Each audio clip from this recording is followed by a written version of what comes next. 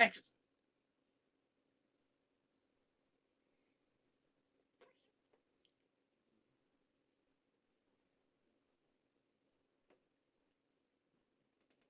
I'm a grommet. I'm a grommet. I'm a grommet. I'm a grommet. I'm a grommet. I'm a grommet. I'm a grommet. I'm a grommet. I'm a grommet. I'm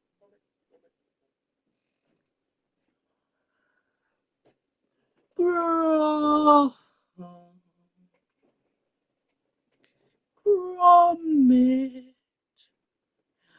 They say when being diabetic is grommet. What on earth is that horrible noise? It's grommet. So they don't tell me I am a grommet.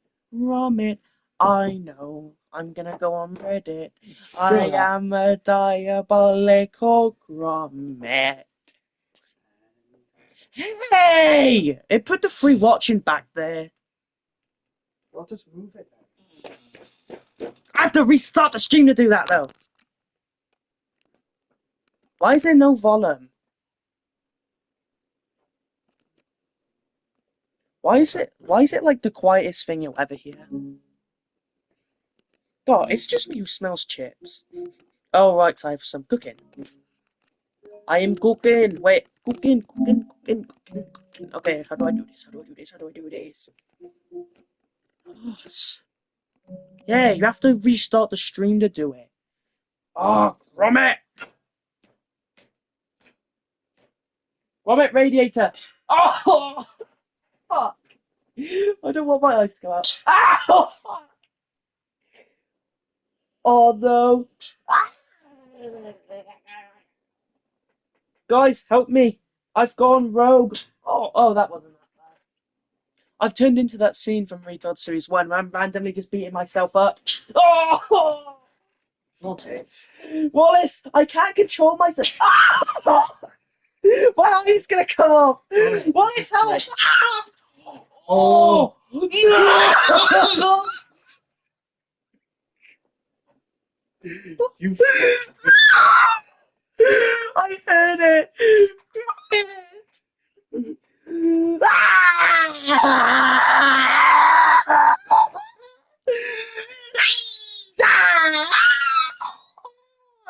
You fucking fool. I randomly turned into that scene from Retard Series 1 where I was beating myself up on the radiator and the exact same thing happened.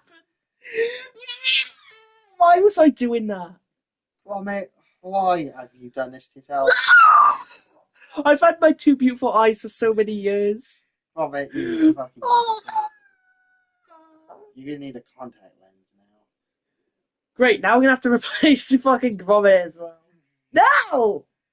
Oh. I'm gonna look like Grumbine. Now I got another wanker to fix. Oh, guys, look. Wait, where's my eye? Oh. It's gone on the floor. No.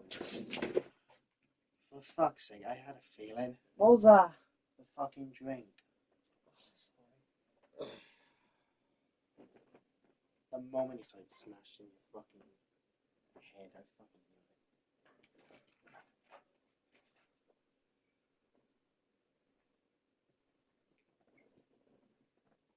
The fuck's that gone?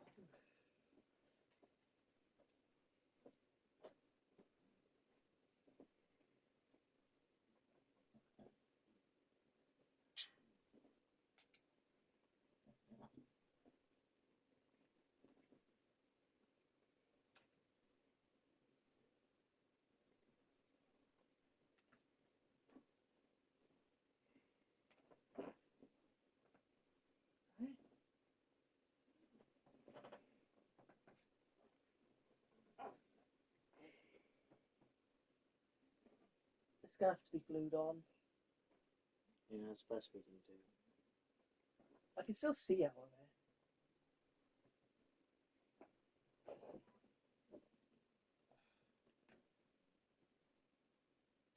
I don't want it to be glued on though.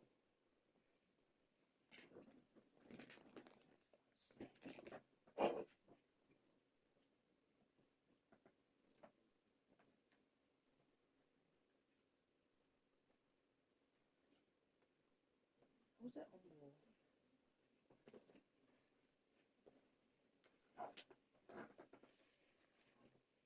One of the fucking ice cubes is still there.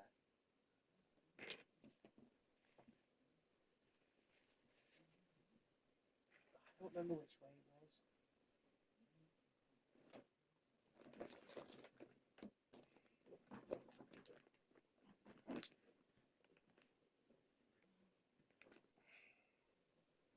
That doesn't look right.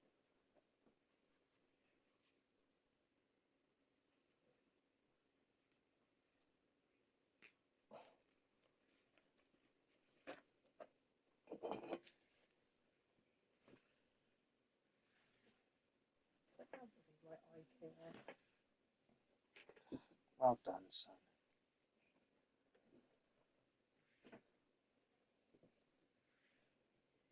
I can't remember which way it went. It doesn't really matter, does it?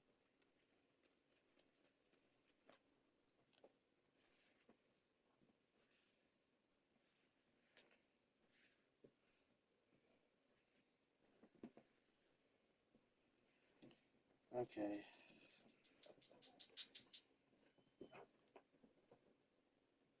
Well, I mean, if you blind yourself, just stay in that way. I can still see.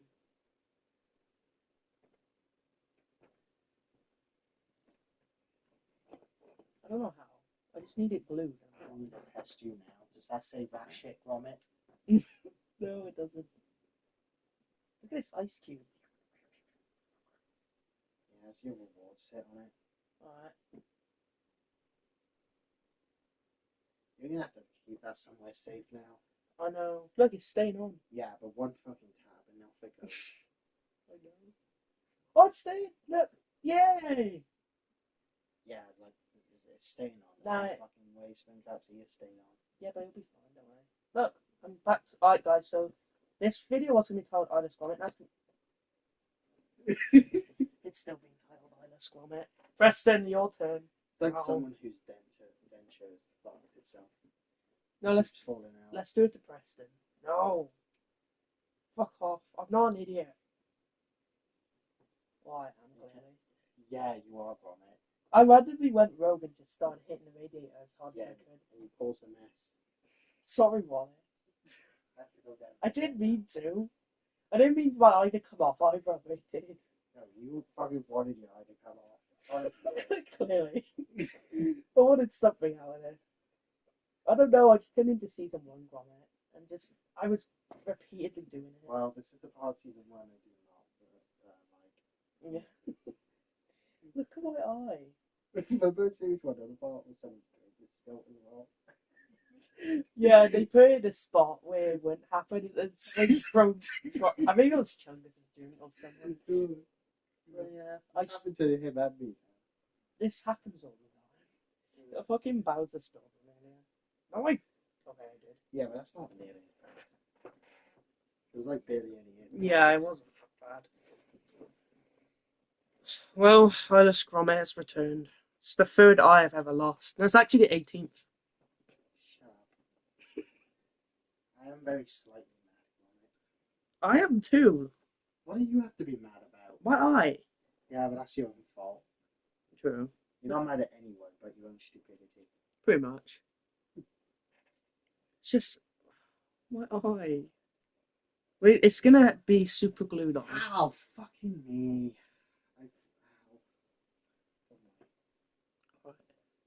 Alright, guys, so I'm gonna put my eye up here. So it won't fucking disappear.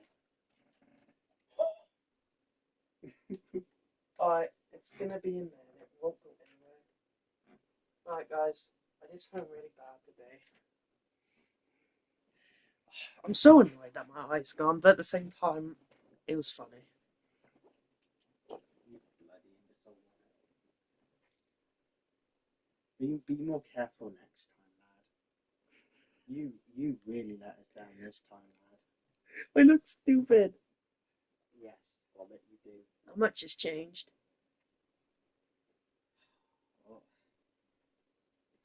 Don't do it again, Bonnet, alright? Wait, Wallace, you know... If you do blind yourself, I'm not going to let you get another eye. Yeah, but Wallace, think about this. I have one eye and you have 0. What if I just gave my eye to you? What? We can both have one eye. No, I'm perfectly fine the way I am. Oh, I can see out of that eye, so I can see what's going on over there. Yeah, because that's how that fucking works. It is. Yeah, it's not like you need an optical nerve attached to the brain and all that shit. Oh, what are you on the toilet?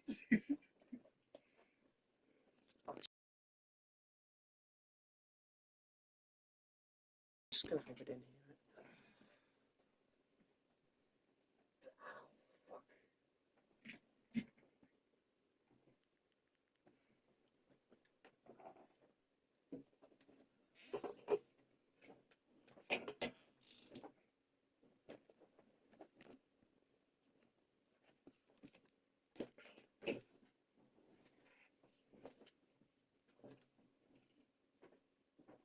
Thanks, said thanks. Yeah, and I said thanks. Wait, mum. My phone's in.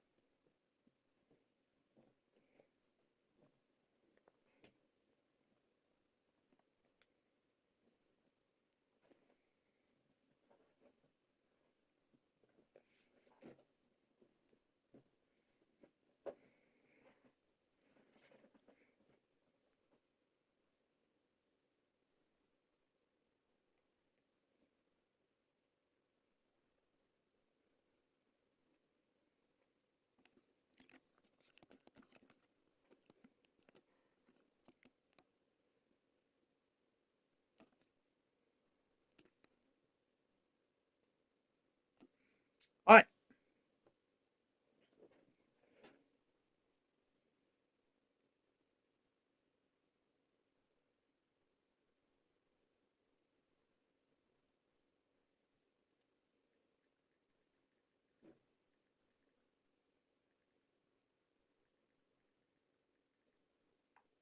Excellent.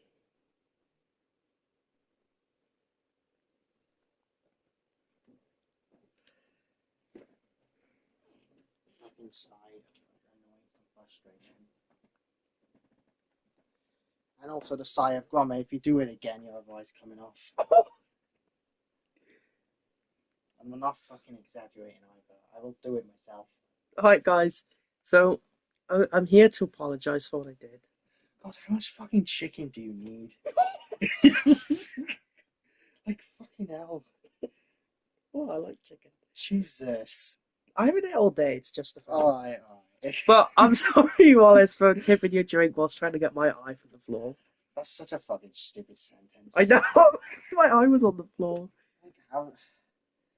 I'm just like, I'm gonna have to be fixed very soon. Yes, yes. We'll get you up to surgery. We'll have to give you a cybernetic eye.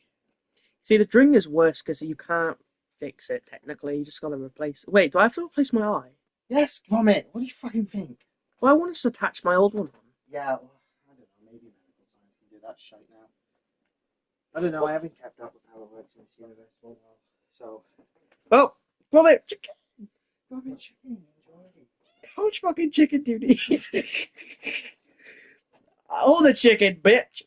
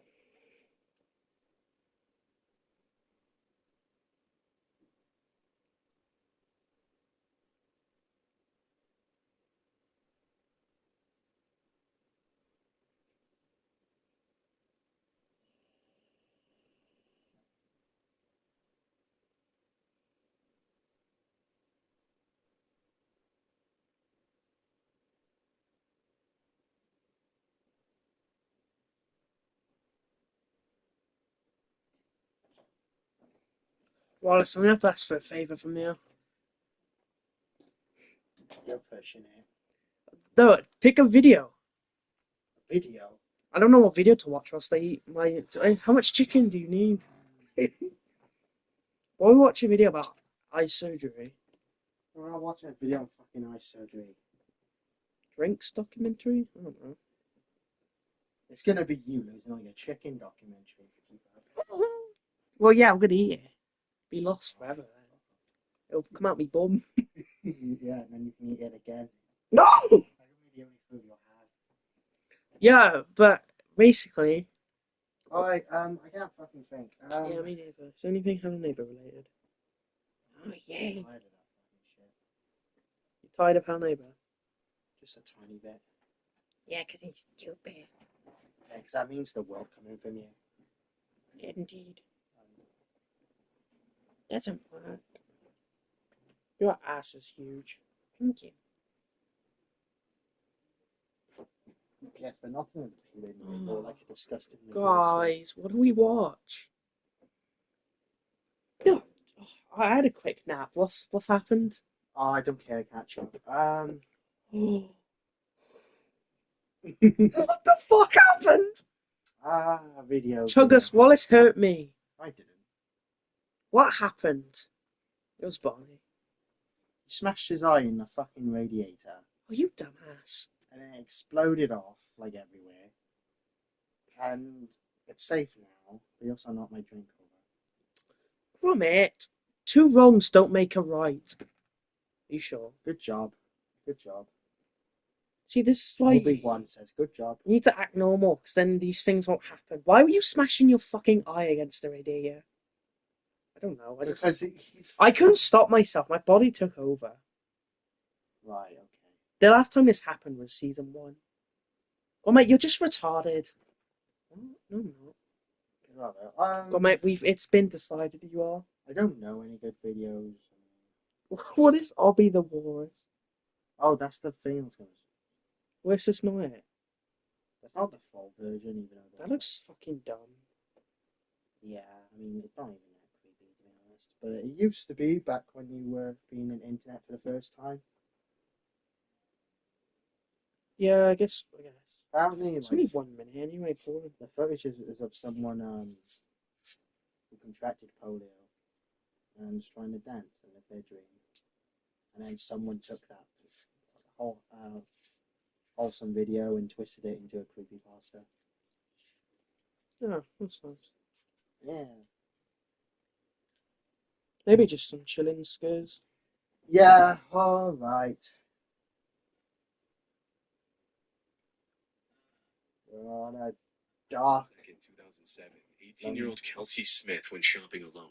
She had just graduated from high school 9 days So earlier. this is, and I quote, disturbing last. That's your grammar. You're not quoting as anything technically. What? Disturbing last seen footage of murder victims. Brought to you by Gromit. Also, fuck you, Charles. On the evening of June 2nd, 2007, 18-year-old Kelsey Smith went shopping alone. She had just graduated from high school 9 days earlier and wanted to buy a 6-month anniversary present for her boyfriend, John. However, what was meant to be a quick, uneventful shopping trip instead turned into a tragedy. Nothing seemed out of place at first. Kelsey left her home in Overland Park, Kansas around 6:30 p.m. and reached the Target near Old without any trouble about 30 minutes later. She even called her mother shortly after arriving at the store to ask where she could find gift boxes. Unfortunately, this was the last conversation anyone ever had with her. Her family grew concerned when more than an hour passed and she still hadn't returned home. There was no message from her about some unexpected delay, and her phone was going straight to voicemail. Hi guys, it's Kelsey. Obviously, I can't come to the phone right now. Leave me a message. Bye. Kelsey was the kind of person who would call her parents even if she was just a few minutes late, so for her to disappear like this was highly unusual. Around the same time, John also showed up at Kelsey's house to pick her up for their date. Unfortunately, he didn't know anything about her whereabouts either. Fearing the worst, her family filed a missing person report. Meanwhile, her sister and John started looking for her around town, desperately hoping that she was just stranded somewhere due to something minor like car trouble. And while they finally found a lead, it raised more questions than it answered. They were searching the area surrounding the target when they spotted her car parked outside the Macy's on the opposite side of the Oak Park Mall about half a mile from her last known location. This was already strange enough on its own. However, the most concerning part was the condition they found it in. It was fully unlocked, and the only thing missing from it besides Kelsey herself was her phone. All of her belongings, including her purse and the gift she bought for John hours earlier, were still in the car, which begged the question, what could have possibly caused her to abandon her car in this state? Fortunately, Macy's had a CCTV camera pointed at the parking lot, allowing investigators to acquire the footage and analyze it for potential clues. However, nothing could have prepared them for what they were about to uncover. CCTV footage showed the car pull into the lot at 9:17 p.m., over 2 hours after Kelsey was last heard from.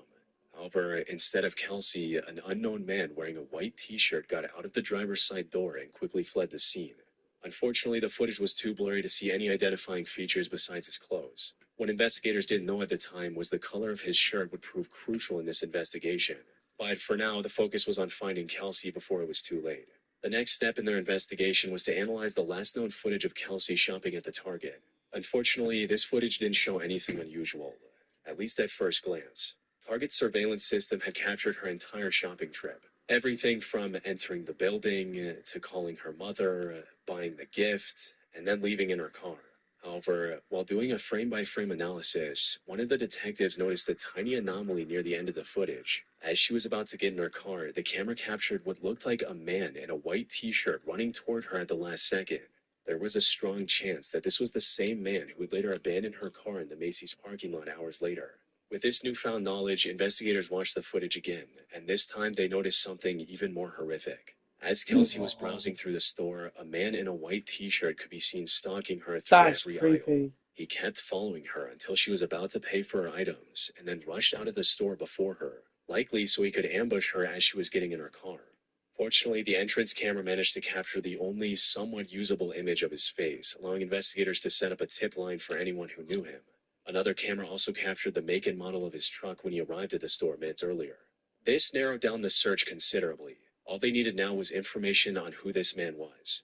And after sifting through hundreds of false reports, investigators finally received a tip from someone claiming to be his neighbor. They recognized his face and truck on TV and immediately called the police. Not long after, officers arrested 26-year-old Edwin Hall at his home. He was getting ready to leave the state for a supposed vacation with his wife and kids. Fortunately, officers were able to reach him before he fled. Why Though, would you to even their do this then? surprise, Edwin confessed to being at the location without any pushback and even confirmed that he was the one in the CCTV footage. But he Yeah, also no denied shit. having anything to do with Kelsey. Luckily, his lie did not last long. Investigators had actually found a single unknown fingerprint on the seatbelt latch of Kelsey's car when searching through it earlier. However, it didn't match any print they had on record. But with Edwin's arrest, they were able to take his fingerprints, which turned out to be a perfect match for the one found in Kelsey's car. The same day, police also found Kelsey's remains near a lake in Missouri, about 20 miles from the Target. None of which would have been possible if Kelsey's last shopping trip hadn't been captured by Target's surveillance system. Edwin was charged with the kidnapping and murder of Kelsey Smith and stood trial in July 2008. He pled guilty to all charges to avoid the death penalty and was sentenced to life in prison without the possibility of parole. Even a party keeping him around there. On the night of Valentine's Day 2017, a home security camera installed outside the house of 35-year-old Ellie Tran showed her returning home from work and pulling into the driveway, unaware You know that what a I do, dangerous Jess? stalker Kidnap was him and hiding kill him. just outside the camera's view, waiting for the right opportunity to attack. As soon as she got out of the car, the stalker lunged at her from behind the bushes and tackled her to the ground before running away on foot just seconds later. And while Ellie looked Cheeky. mostly unharmed at first, the attacker had actually injected her with a cyanide-filled syringe while she was on the ground, which, for those who don't know, is one of the deadliest poisons on Earth. What made this situation even worse was the fact that this wasn't a crazed stalker or a random serial killer. Instead, this was 30-year-old Joseph Merlino III, Ellie's ex-boyfriend, and someone she had a 2-year-old daughter with. The two got into a relationship sometime in late 2013, and things started off quite well. However, Joseph started becoming aggressive when Ellie became pregnant and invited her parents to live with her. You see, Ellie had actually immigrated to the U.S. from Vietnam before meeting Joseph. She wanted to build a stable life in the U.S. with Joseph and their child, but she also wanted her parents to be a part of this new life. So, in 2014, she flew her parents to the U.S. and gave them a place at her and Joseph's home. This became a major point of contention between the couple, with Joseph becoming more and more aggressive with each passing day. Things escalated to the point of physical violence by mid-2016, forcing Ellie to break up with Joseph and get a restraining order against him. She also kept full custody of their daughter. However, Ellie knew that Joseph wasn't going to leave her alone so easily. She lived in constant fear that he would one day show up and take their daughter from her, which was the only reason she installed security cameras both inside and outside her home. But even Ellie couldn't have predicted the lengths Joseph was willing to go for revenge. Immediately after the attack on February 14, Ellie tried to get inside and call 911. She didn't know exactly what had happened, but she knew he had injected something into her leg. But she passed away before making that call. Luckily, her mother saw everything, including Joseph's face as he was running away. She called emergency services and Ellie was rushed to a nearby hospital. Unfortunately, it was already too late. Cyanide prevents cells from using oxygen, which is needed to keep them alive. The cells can no longer produce energy, and vital organs like the heart and brain start failing rapidly, leading to a state of internal suffocation, even if the person is breathing. By the time Ellie reached the hospital, she had already suffered severe brain damage. She was pronounced brain dead shortly afterward, forcing her parents to make the painful decision of cutting off her life support. The home security footage, alongside the statement from Ellie's mother, allowed investigators to zero in on Joseph and arrest him just 3 days later on February 17. They also searched his home and found several other dangerous items like guns and materials for making explosives. However, despite the evidence, Joseph tried to claim that he was in a different city on the night of the murder and that the person in the home security footage was someone else. However, the prosecution didn't believe any of it. Phone records proved that his statement about being in a different city was a complete lie. More importantly, prosecutors were able to prove that the murder was fully premeditated. Forensic analysis of his internet traffic revealed that leading up to the crime, he had searched terms like, how many milligrams of cyanide will kill you? What if cyanide gets in the bloodstream? And what if cyanide gets injected? Investigators were also able to track down the people he purchased cyanide and the syringe from on marketplaces like eBay and Etsy. However, the What? most damning evidence proving his sinister eBay? motives came from an incident that happened back in December 2016. According to Ellie's I think that'd be mother, off the Ellie was dark coming web. home from work one day when suddenly a man approached her and threw an unknown chemical on her. Thankfully, the chemical only burned her hair and caused minor burns on her scalp, allowing her to recover without any permanent injuries. Ellie later told her mother that she believed the attacker was Joseph. This showed that Joseph was coming up with ways of harming Ellie even before the lethal attack. Joseph, however, stayed adamant that he was innocent and even went on a hunger strike for a few months before his trial. Prosecutors believe he did this to lose a lot of weight and look significantly different from how he looked in the security camera footage, possibly hoping to trick the jury into handing out an innocent verdict. Unfortunately for him, this plan failed as well. He stood trial in December 2018 and was sentenced to life in prison. Should have been originally anyway. On the 12th of May 2022, a government inspector was doing a land survey in the wooded area surrounding the National Guard Armory in Wadesboro, North Carolina. But honestly, if But someone does partway something through the bad like survey, abusing the their wife, inspector just put them in discovered the forever last and thing he only was put expecting them to out find if you think they've a actually complete changed. human skeleton. The only other items nearby were a black top and a pair of women's leggings, indicating that this skeleton likely belonged to a woman. Further inspection of the remains also confirmed that she had likely passed away somewhere between 9 months and a year ago. Now, this was a major discovery, especially because it happened in a not-so-secluded area near a government building and a high school. There was also a strong chance that this person either got lost in the woods or was placed there by someone trying to hide their crime. Either way, it would have been best to make the finding public and enlist the public's help in identifying the person. But for unknown reasons, the Wadesboro Police Department did not report it publicly. It wasn't until January 2024 that this case received its first major update. Someone from the Wadesboro area came forward with disturbing images that a trail camera had captured back on August 21, 2021, close to the armory. It showed a woman, possibly in her mid to late 30s, walking alone in the forest very early in the morning. She was barefoot and was struggling to walk while using a stick for support. Her leggings and support stick were also wet up to her knees, suggesting she might have walked through the creek just south of the trail cam. More importantly, she was wearing the same top and leggings the surveyor would find alongside the skeletal remains about 9 months later. However, while the trail cam footage gave a face to the remains, investigators were still no closer to identifying her. She didn't match any missing person reports in the area, leaving investigators with no clear leads to follow.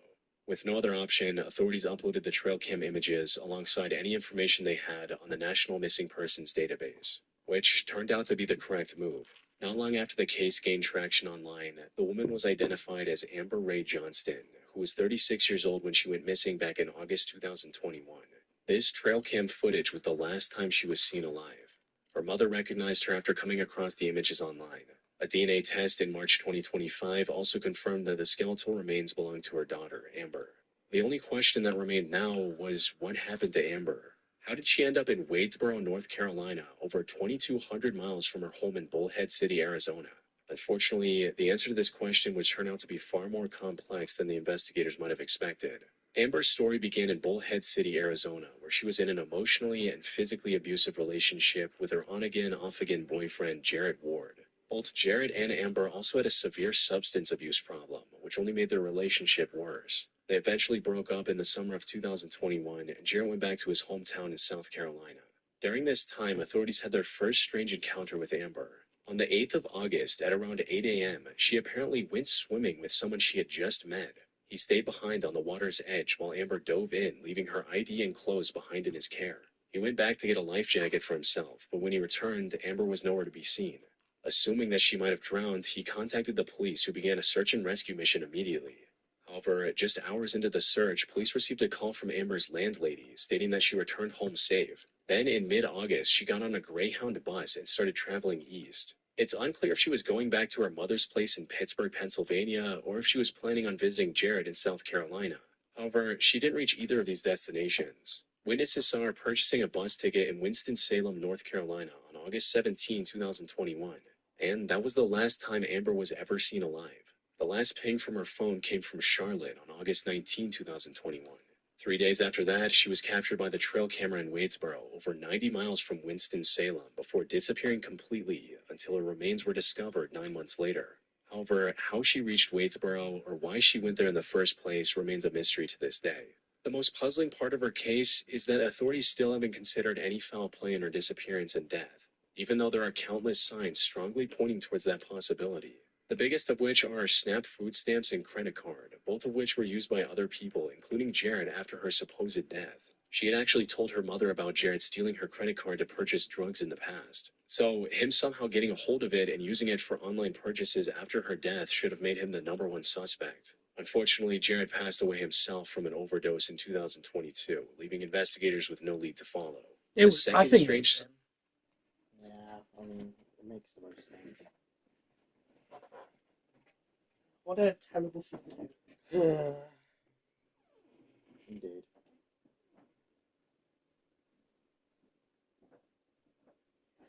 Do we want to continue watching? If you want to. I asked you, young man. Oh, well, I don't know. I just wanted to know if you had your own verdict. Verdict. Verdict off. Verdict off.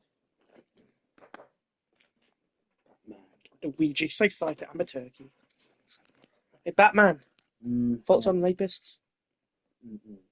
No? Mine is a travel have video that thought. was posted to her Facebook account on August 18, showing the bus traveling through Birmingham, Alabama, even though phone records showed that she was in Charlotte, North Carolina the next day. It's possible someone else posted this older travel video on her account to throw off anyone looking for her, but there's no way for us to confirm or deny that theory. It also makes little to no sense for Amber to get lost and lose her life in a patch of woods that's surrounded by a government building, a high school, a hospital, and several restaurants and convenience stores, all within walking distance. Lastly, her lack of proper clothing and use of a walking stick in the trail cam footage also points to something far more sinister than her just getting lost in the woods. Unfortunately, with the primary suspect now passed away himself, the truth of what happened to Amber in August 2021 will likely never come out. That sucks. On the morning of January 25, 2019, Elizabeth Barraza, known to her friends as just Liz, woke up early to set up a garage sale outside her suburban home in Tomball, Texas. She lived there with her husband, Sergio, and the two had been happily married for nearly 5 years. Their 5th anniversary was also just a few days away, and they had planned to spend the occasion visiting Universal and Disney parks in Florida. They were both massive fans of franchises like Harry Potter and Star Wars, so this was the perfect plan for their special day. Tragically, It's really Liz not never lived to easy. see this day she had been looking forward to.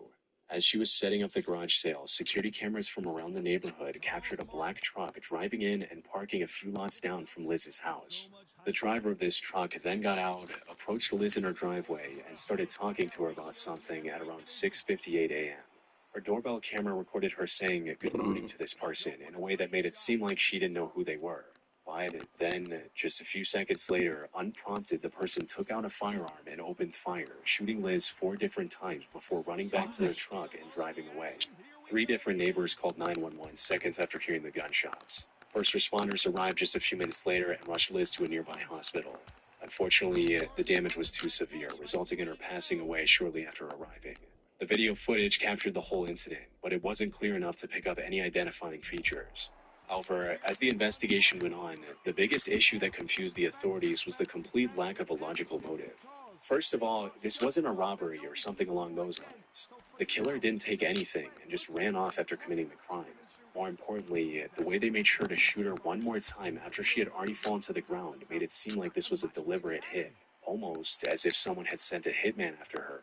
However, investigators couldn't find any reason why someone would do that. Everyone who knew Liz described her as the brightest person they knew.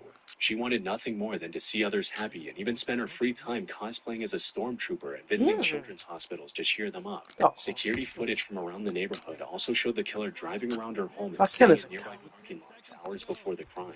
The timing of the crime was also quite suspicious. It happened just 4 minutes after Sergio had left for work.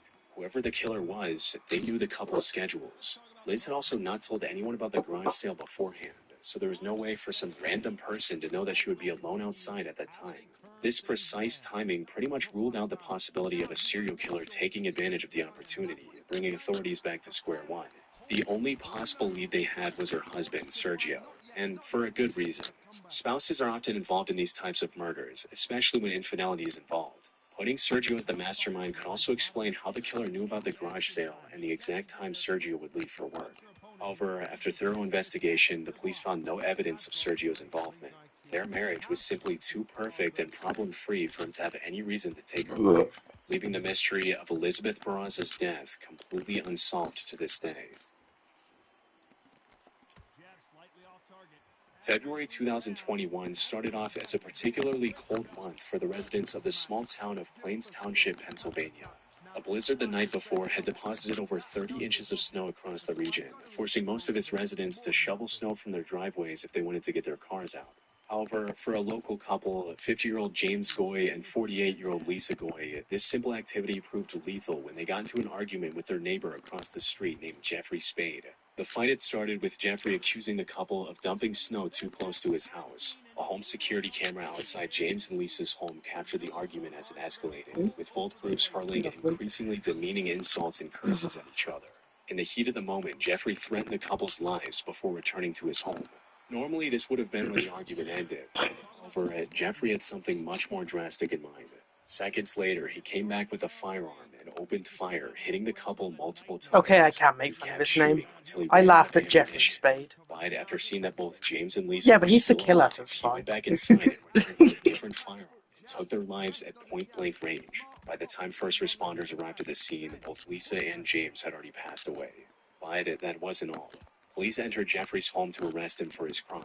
However, Jeffrey, understanding the drastic, irreversible decision he had just made, likely didn't want to spend the rest of his life behind bars. So, after ending James and Lisa, he ended everything for himself as well, ending the investigation Fucking before it hell. even began. What a fucking wank. That's On the crazy. morning of February 12, 1993, Denise Bolger was visiting the New Strand Shopping Center in Bootle, England with her 2-year-old son, James. At one point during shopping, she let go of James's hand for a split second to pay. But when she looked back, James had vanished without making a sound. In a panic, she immediately began looking for him, hoping that he was just wandering around the shopping center. However, James was nowhere to be found. She also called the police, who arrived within minutes and started searching for James in the streets surrounding the area. Over the next 2 days, more than 100 officers searched the streets of Bootle, while helicopter teams searched across the canal. Unfortunately, despite their combined efforts, they didn't find a single clue that could lead them to James. However, what looked like a simple missing child case at first would turn out to be one of the most disturbing crimes of the 20th century. The truth came out on February 14th when a group of young boys discovered James's remains on a railway track 2.5 miles from the shopping center. His body had been sliced in half by a passing train. However, that was only the tip of the iceberg. A later autopsy report revealed that James had a total of 42 injuries across his body, including 10 skull fractures and much more. While the graphic details of James's state are too gruesome for YouTube, they can only be described as an act of pure, inhuman cruelty. Someone had spent a long time inflicting pain on the poor boy before he inevitably passed away from the Damn, injuries. that's However, fucking the most shocking revelation of the case was yet to come. With the discovery of James's remains, the focus then shifted to uncovering and catching the person or persons responsible. Fortunately, the shopping center had CCTV cameras around the facility, and after scouring through the footage, investigators finally found their first solid lead. One of the cameras had captured the culprit taking James out of the shopping center, but it wasn't an adult as most would have suspected. Instead, James was seen being led away by two strikingly young boys. Footage from other cameras showed the two boys just hanging around the shopping center and shoplifting things like candy, toys, and paint. Then, at 3:42 p.m., they guided James away from his mother and took him outside. But there was no way for the investigators to identify the two boys on their own. So they released some of the enhanced footage on TV, resulting in a woman recognizing them and calling the station. On February 18, 6 days after James's murder, police arrested 10-year-old John Venables and Robert Thompson from their homes. What followed was an extensive 20-hour-long interrogation, where the two initially tried to deny everything. But after some pressure, John buckled and confessed, stating, "I killed James. I did it. We did it. Will you tell his mom I'm sorry?" Police also interviewed around 38 witnesses who saw James with John and Robert that evening to get a full picture of what happened. John and Robert skipped school on February 12th and went to the shopping center with the express purpose of abducting a child. As one of them later confessed, they were planning to take James near a busy road and push him into oncoming traffic. But somewhere between taking him from his mother and going out, their plan took a turn for the worst. They took him to the railway track instead. Once alone, they forced James to endure the unimaginable until he finally passed away. They then dragged his remains onto the train tracks to make his death look like an accident before going back home. Because they demonstrated a clear understanding of the wrongness of their crimes, John and Robert faced a full adult trial in November 1993.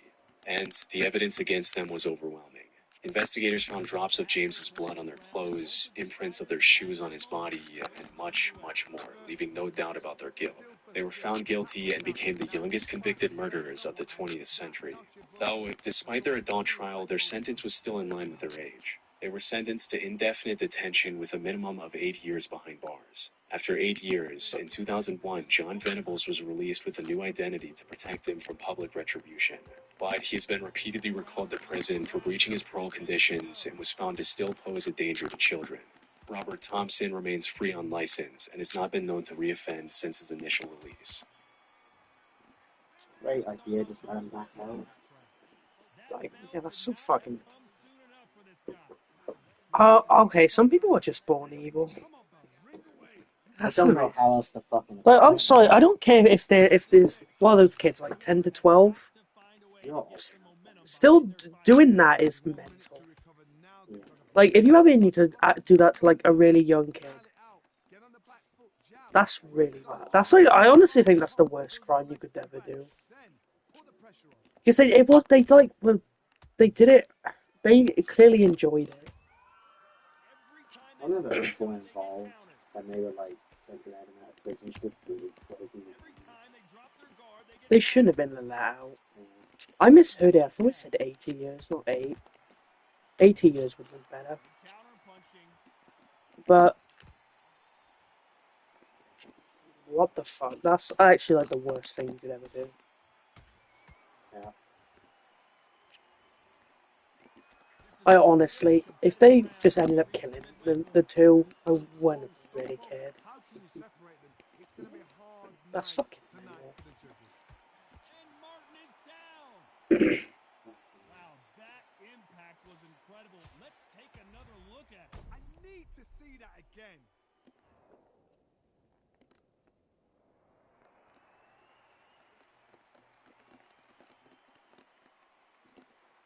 Children's scares can get really dark. It's just my fan. Oh, it is. Final 10 seconds here. Drama. I think we all know who won this round. Huge opportunity. Can he cash in? Oh, Let's talk about Charles. oh hi, Springtrap. There's the bell for Whiz. round 7. Couldn't finish Ah, it off in the yep. last round. Let's see what this has in store for us. So you two friends, eh? Mm-hmm. We are now. Jeez, you must really miss Roxanne. Hey, come on. First person who sets foot in my return will get fucked just like that. Fuck off. Ow!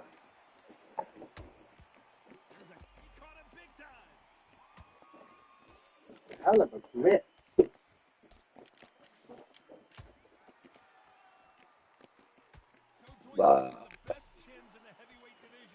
So, Springtrap, you seriously haven't talked to Roxanne since Saturday? No. Wow. It's a long time. Saturday night it was, eh? So yeah, it's been basically 5 days now. I don't understand what the problem is all. I genuinely. Keeping those gloves up, the guard high, hold it right there. Uh-oh, Martin in big trouble here. Is she really done with you? Everything seemed fine for you just a bit ago. That's life for you. You know, for me, getting a new fresh start after the whole town hated me with the amusement park stuff. Everything felt great moving in. Everything was great, and then it all just went to shit. I'm trying to talk about a problem, Nigga. This doesn't make sense. I don't know. Back when you know, back when my wife was alive, we didn't really have any disagreements. She, through all the bad things that happened to me, she was always there, always to comfort me. And when the tragic thing happened with the amusement park, because that was when it started. That was the first bad thing, and then we moved to Ravenbrooks, and then So I suppose she was very kind and good. yeah, all the time, and then the fucking thing happened with the car crash. Well, you know the memory of that won't always be a sad one, neighbor. I don't know how it's supposed to be just sad forever. I mean, I just feel like it's my fault that she's gone. It's not really. Were you like drunk driving? No, not even. That fucking truck was just in a weird spot. The you know, and I hit it. And I honestly, it was weird because I didn't even get any injuries from it. She took all the impact, so I just feel even worse that me making a stupid mistake and I got away with it. But yeah, I just feel so horrible.